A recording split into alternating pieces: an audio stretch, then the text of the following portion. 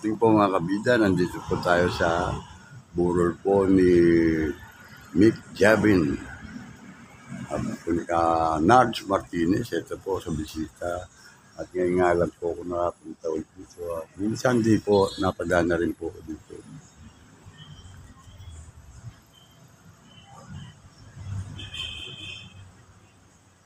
So parang si Javin ay ililibing na po sa Sabado. Kaya Biyernes po huling lamay na po. Kaya nakikita ko sa inyo, nandito na po siya sa unang ating borulan dito sa kapilya po ng ating malapatron Tata Duni. Tingnan po natin kung hanggang mamaya ay masubaybayan pa rin at ma-cover, mabidyohan para mapanood po ninyo sa lahat po ng mga kaibigan po ni Mick Javin na hindi pa po nakakaalam. Ayan po siya, ang picture niya. Narito po naman mga anak at yung asawa ko ay medyo papahinga. Kaya kukunan na lang po natin itong mga nagkiramay. Saan po nag-condolence po, mga flower po kadala. Ayan po. Yun lang po natin yan. Ito po. Hindi papahinga po si Jesus. Ayan po si John. Ayan po siya.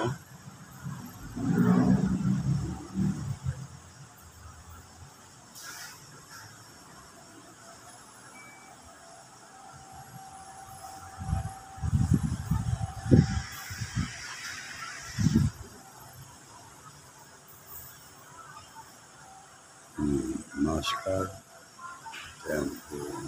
May fire. Ayan po.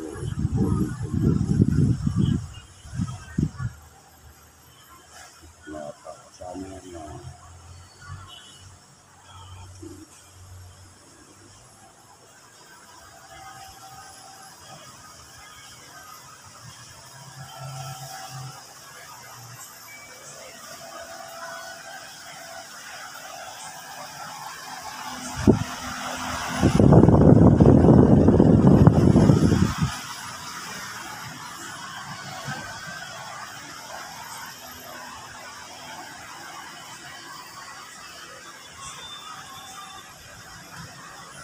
Joan Villaperto po. Ayan po. May karami din.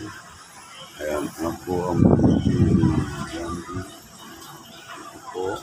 Ayan lakas. Ayan. Kuya mo. Kumisa kuya. Kuya. Ayan siya.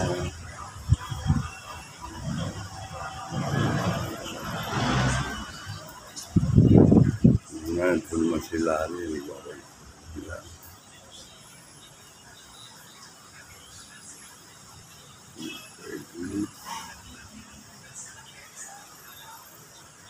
Sabado po pala ang libing nito. Ayan po ang announcement po dito sa grupo ng Burulan. Yun po sa Paranaque Catholic Cemetery. May 11 po. At so po harap pa po sa misa. Kung malaman kung ano po. Pero alauna po ng hapon ang libing. Mamaya po, malaman po kung mababalik ako para madagdagan pa itong video niya para kompleto. Ayan si Kuya. O, Kuya, anong sasabi mo? Bye, Papa. Ayan po.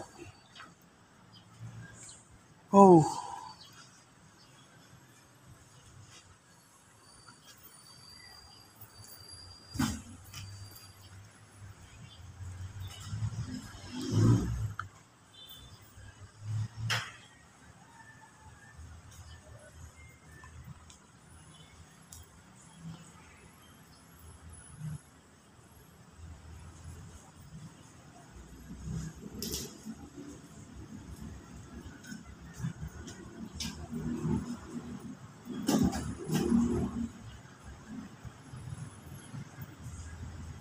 Larry, ito mo na ako. Balik ka lang mamaya. Sakali.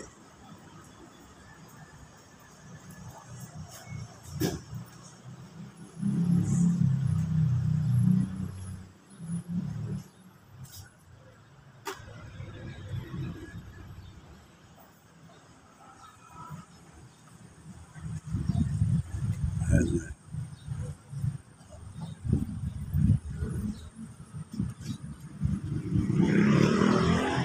Nagamot lang ako 100, kaya wala pa rin. Naglibo na.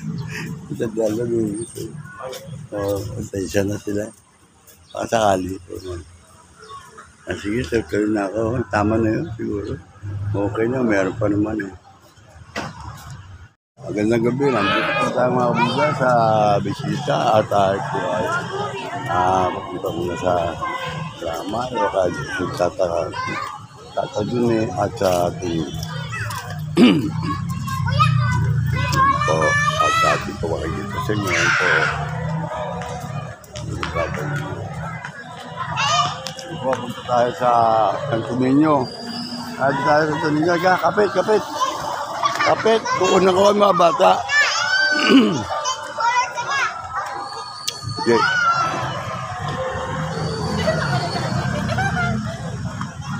Masaktan dyan ha. At yan po mga kabila Santo Niño. Ako na ko video dyan ha. Ikaw muna. At yan po si Juliana. Yan po si Juliana. Mga kabigat si Juliana, kasama po ang Santo Niño. Ayun, binigyan mo candy. Nilagay candy. Dito. Yung mga bata. Pag lumapit mamaya kung natin video ha. Yung mga bata ha. Yan po mga kabila at Juliana po nandito. Diyan ka lang, tatawagin mga bata, bigyan mo candy. Ayan po, at ito po sila, pakikita ko sa inyo. Ayan po mga nagkiramay po dito, ayan si Jonah. Ayan, at Sabado pa, libing niya, no?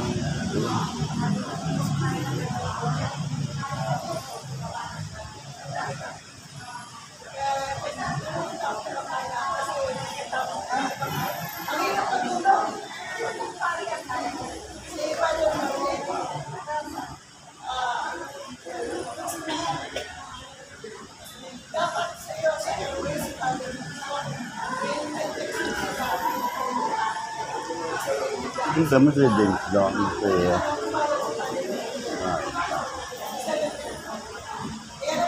Bang saya dong. Hah? Apa?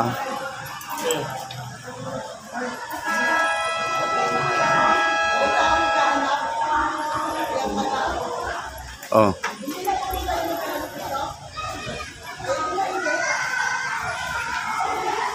Ito siya.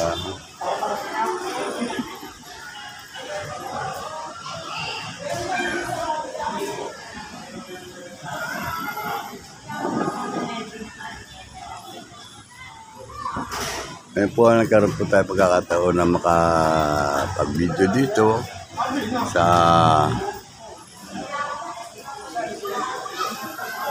Apo ni Canard.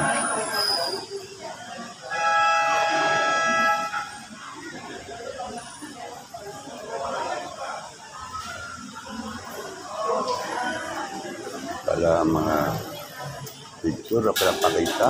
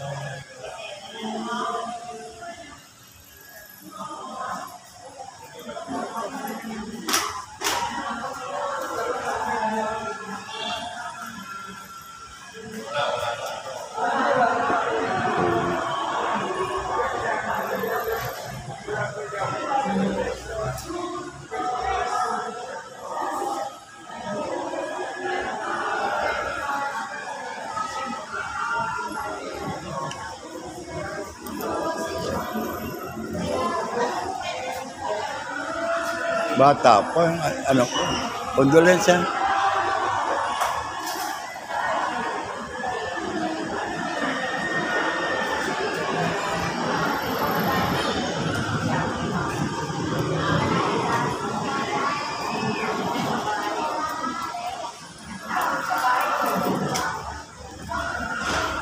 Kanginak ba? Ba?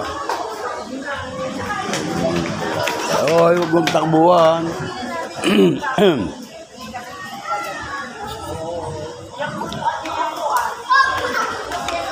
Ay, ano ba dala mo? Kasha? Teka, kasha. Baka yung ano sa likod.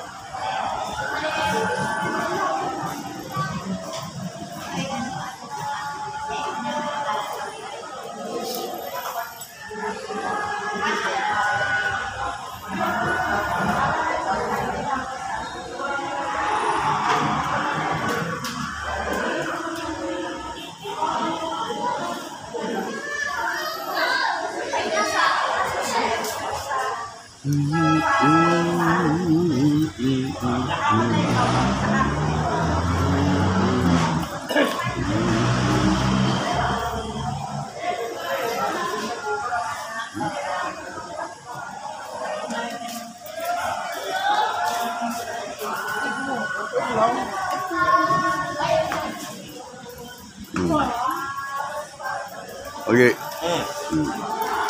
Kaya ba? Ito pang na. Kahit ka muna lugaw. Ha? Ayaw dito. Hello.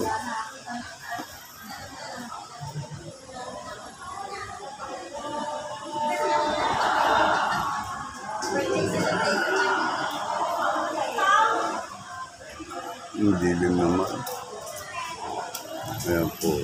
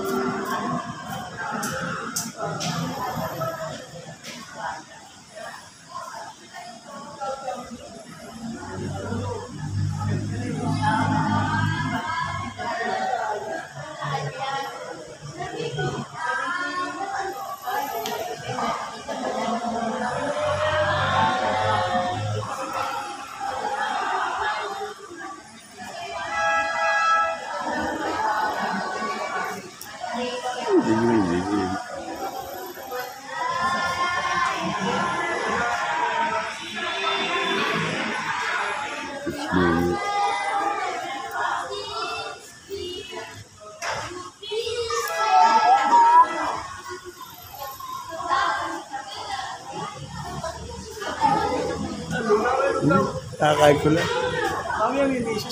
Eh nga di ba sabi nga kanina, ano ako dyan kanina.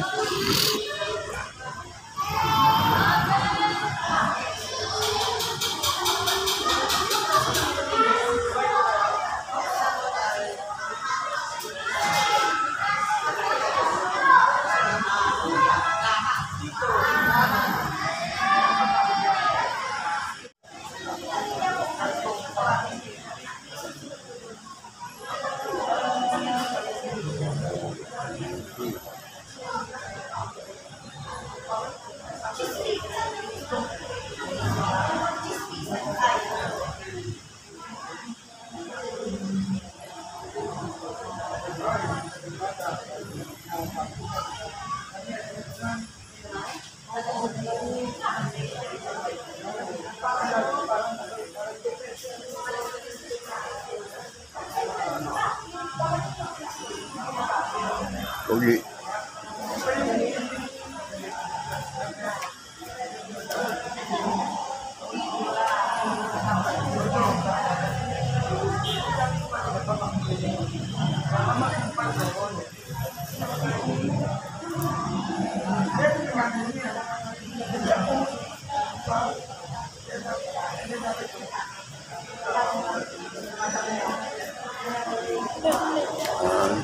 Pabida.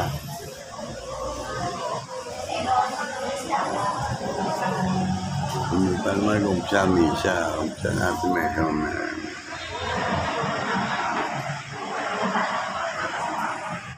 Para sa sarili lang, kung sino man na mamatay, para sa sarili lamang. Tayong lahat ay mananagutan sa isa't isa. Tayong lahat ay tinipo ng Diyos na kapiling niya.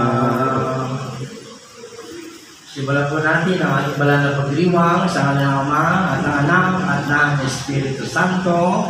Amen. Sumayin niyo po ang Panginoon. At sumayin niyo rin.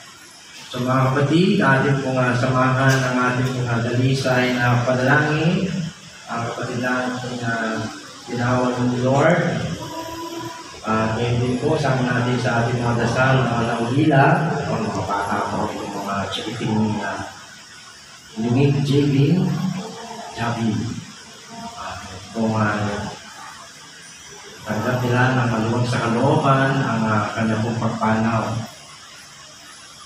At yun din po, paalala rin po sa atin nga ito ng mga naglalakbay pa na ang buhay nga po natin ay mga parandalian lamang. Kaya ating po bigyan ng pagninilay bawat araw na binibigay sa ating Diyos.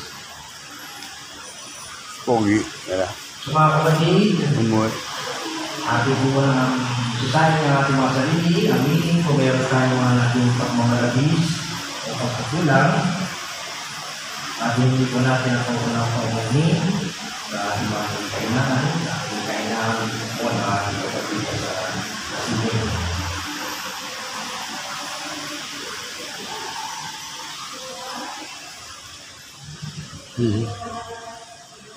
Sabay-sabay po natin sabihin, inaamin ko sa makapangyarihan Diyos at sa inyo mga kapatid, lalo ba akong nagkasala sa isip, sa salita at sa gawa, at sa aking pagkukulang. Kaya isinasamo ko sa Magdalene Maria, sa lahat ng mga anghel at mga banal, at sa inyo mga kapatid, na ako ay panalangin sa Panginoong ating Diyos. At nga po tayo ay kawaan at ang ating kapatid na yumao na si Javi ng ating mga mawain at mapagmahal na Ama at tayo lumuhod nga po sa kanyang pong pagharap sa Panginoon upang kanyang makapiling pakundangan nga po sa kanyang pag-asa at kanyang palataya ay maihatid naman siya sa kanyang talagang bayan at magdamit ng higayang pangmagpakailanman.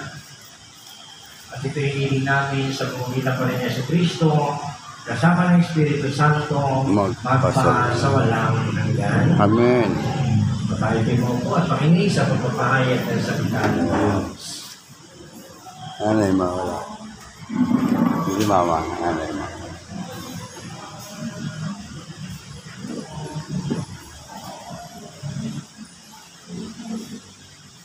Ang salita ng Diyos mula sa sulat ng Apostol San Pablo sa mga taga-Roma.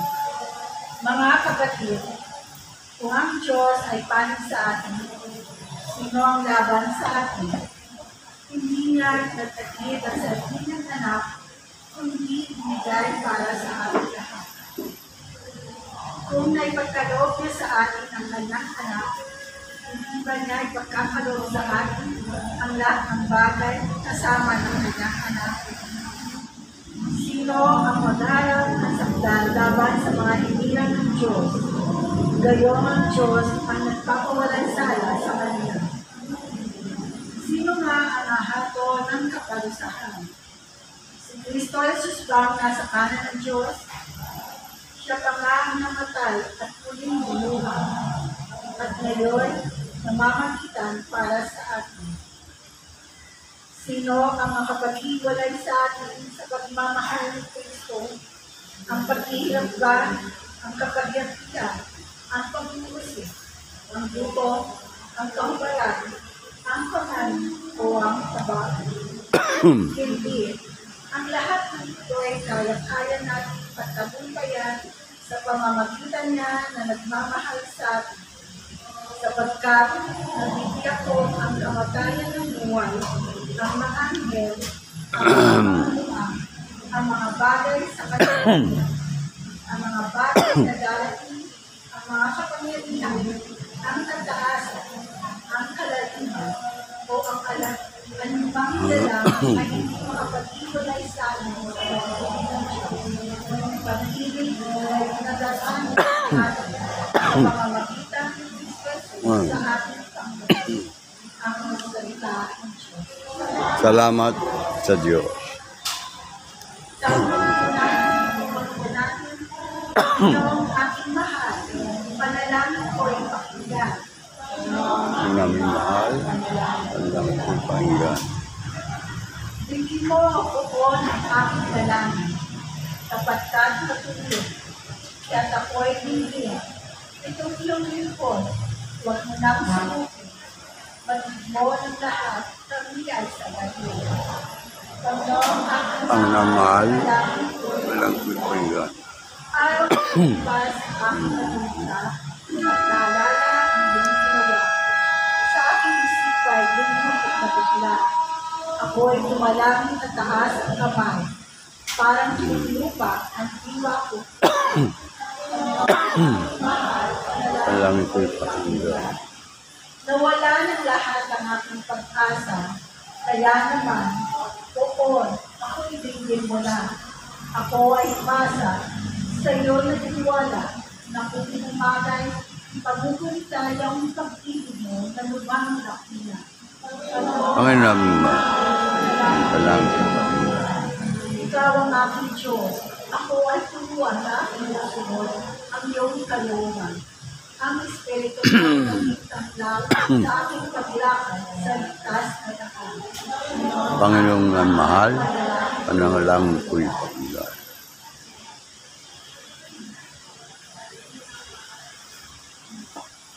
Hallelujah, Hallelujah.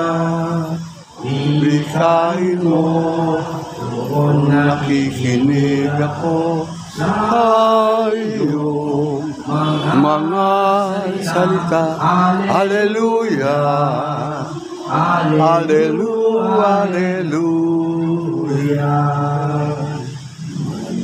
Sumayin niyo po ang Panginoon. At sumayon. Ang pagpapahayag ng mabuting balita ayon kay San Juan.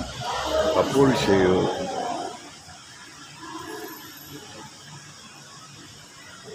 Noong panahon iyon, sinabi ni Jesus sa kanyang mga alagad, huwag kayong mabalisa, manalig kayo sa Diyos, at manalig din kayo sa akin. Sa bahay ng aking ama ay maraming silid. Kung hindi gayon, sinabi ko na sana sa inyo. At paroroon ako upang maghanda ko kayo ng mga titirhan. Kapag naroon ako at ay maghanda na kayo ng mga titirhan, babalik ako at sasama kayo sa kinaroroonan ko. At alam na ninyo kung ang daan patungo sa pupuntahan ko. Ngunit sinabi sa kanila ni Tomas, Panginoon, hindi ko namin alam kung saan kayo pupunta. Paano namin malalaman ang daan? Sumagot si Jesus, ako ang daan, ang katotohanan at ang buhay. Walang makapupunta sama, kundi sa pamamagitan ko. Mga kapatid, ito po ang mabuting balita ng ating kaligtasan. Pinupuri ka namin, Panginoong Jesucristo. Sumunod sa daling. Sa mga kapatid, ngayon po yung nasa panahon pa rin tayo ng Pasko ng Pagkabuhay. Kaya sa nito nga po ay yung ating positibo ang pag-akit niya sa langit, sa isyon.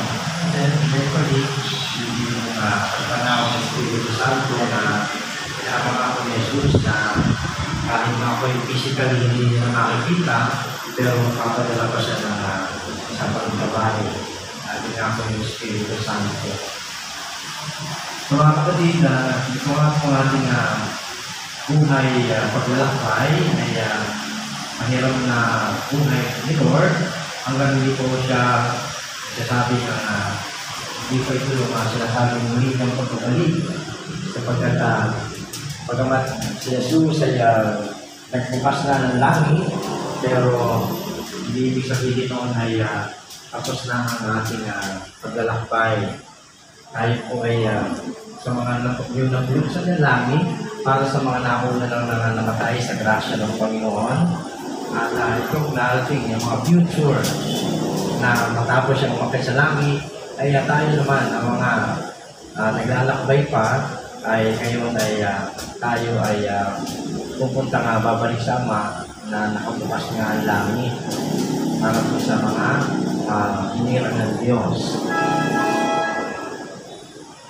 Mga kapatid, tayo po ay mga naniniwala mga anak na tayo ng Diyos at tayo ay tabaga ang Diyos ang Hari, tayo ang kanyang mga anak na kanyang tinatawag upang ibahagi nga sa kanyang kaharian. At sa tahanan ito yung ating talagang tunay na tahanan. At sinasabi nga natin Panginoon Jesus, mauna na ako sa inyo. Naniniwala ko tayo na dalawa pa lang ang nasa langit na katawan at kaluluwa. Lahat ay puro mumu pa lang. Dahil kaluluwa pa lang. Sapagkat ang magsasama muli ng katawan at kaluluwa ay sa huli ang araw. Sa panahon na tayo ay sasabihin ng Diyos na lahat ang sa kanan, lahat sa kaliwa. At tayo po ay naniwala si Jesus ang nagdidiya sa atin upang patuloy na tayong gabayan sa ating paglalakbay dito sa Bimba. Kaya tayo po ay binibigyan ng biyaya ng ating Panginoon na patuloy na tanggapin ang mga grasyang kailangan natin bilang maka-instrumento ng ating pong patuloy na pagkilala sa Kanya, sa Kanya pong kalooban na dapat natin gawin sa buhay na ito. So ito po nga si Bro Mick ay isang kulang, naging anak, hindi na kaibigan, at ano pa mga papel na kanyang ginampanan, ay sana yun ang ating ng Panginoon sa kanyang pag-arap sa Kanya. May mga kahinaan din po siya, tulad ng lahat, mga tayo ay kapalpakan, tayo po ay umakasa na sabi na titingnan na tayo ng mga bata. So, ipinag-iwan po natin ang kapistahan ng Divine Mercy. So, tayo po ay umakasa ng Diyos ay titingwang sa atin ang buong awa at pag-ibig at hindi ang kanyang pupustisya sapagkat kung titimbangin po tayo ayon sa sa timbangan ng kasarunan ay baka lahat tayo pagsak. Kaya ang Panginoon ang ating naliliglugan na tingnan si Nick ng buong kapag at pagmamahal sa kanyang pagharap sa Panginoon. At pagulad ko na pinagit ko kanina, siya rin po itong paraan ng Diyos upang paalalahanan din tayo ng mga naglalakbay pa. Bukas makalawa ay tayo rin ay magpapantay din ng paa. Kaya, kumusta naman ba? Kung tayo ba ay bilang takihin sa puso sa dahil sa sobrang init, no? Stroke dyan, mamaya. Alam po natin marami ang kakasakit. Kaya araw-araw ay marami rin ang napabalitaan natin mga sakuna. O iba pang mga man-made na kahit pira. So tayo po ay naniniwala na tayo ay mga maiksi lamang ang hirap ng buhay. Kaya tingnan natin kung anong mensahe ng Diyos sa bawat araw. So katulad po ng mag-anak niyo ni Nick. So masakit po, of course, ang bata pa, hindi ko na naintindihan siguro po mga anak na ito kung anong nangyayari. Kaya ating nga pong kalamahin ng ating loob na sabihin na bakit nangyayari ito ay ang Diyos ay marunong magbigay ng dahilan Kung ngayon hindi natin naiintindihan, ay maaaring ang Diyos ay mayroong ibang mga dahilan na for the advantage of many, no? Hindi man para kay sa pamilya ni Diglig, pero meron kung sabihin natin sagot ang Diyos na maaaring bukas makalawa, pwede natin sabihin kaya pala. Yung mga ganun tayo mga expression minsan, hindi natin alam ngayon, pero bukas makalawa na nasasabi natin, kaya pala naman.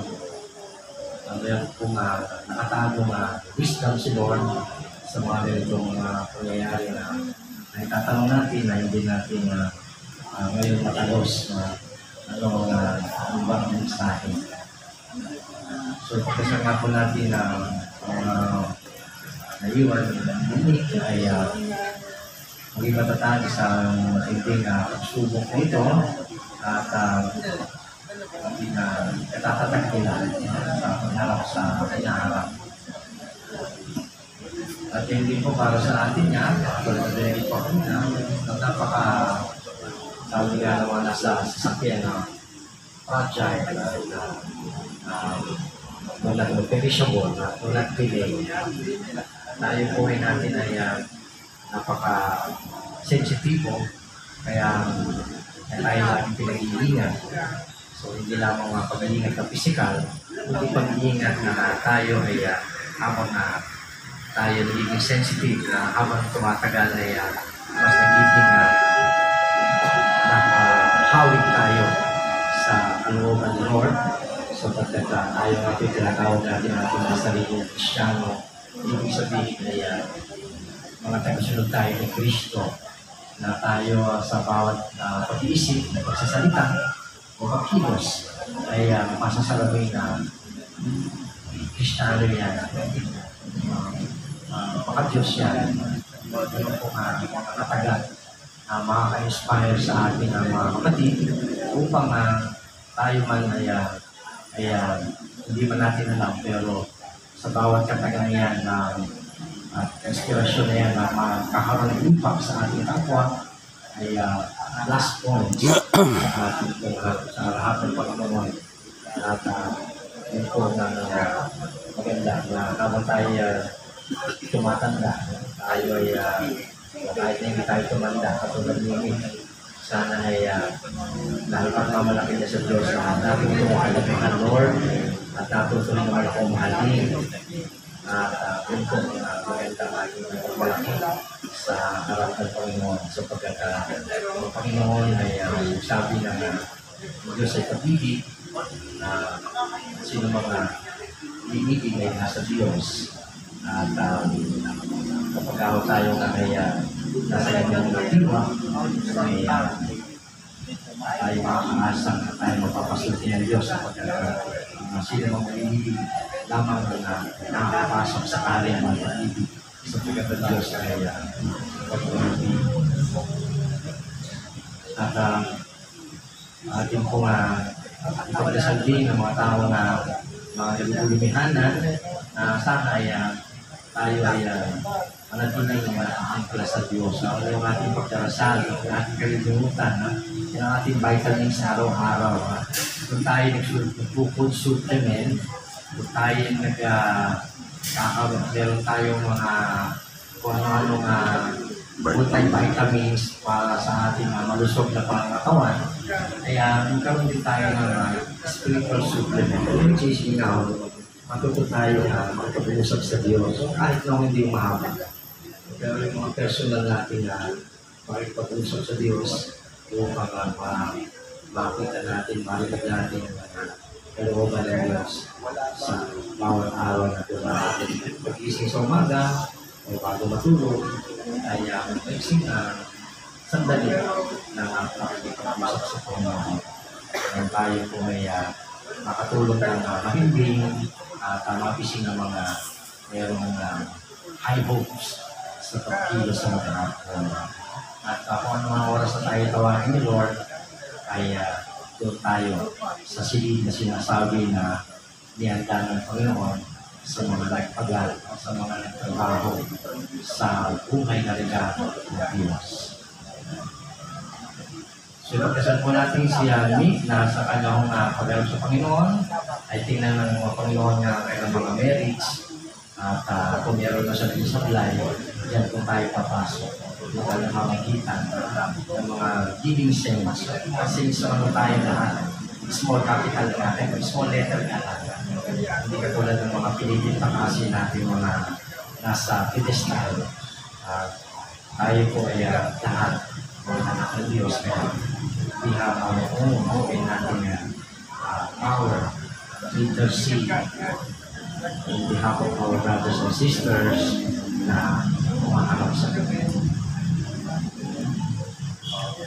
So tayo po'y magsitayo at atin pong taas sa Diyos, at atin pong pampamayan ng mga kahilingan. Halina po at manalangin ang buong pananalig sa ating Diyos Ama.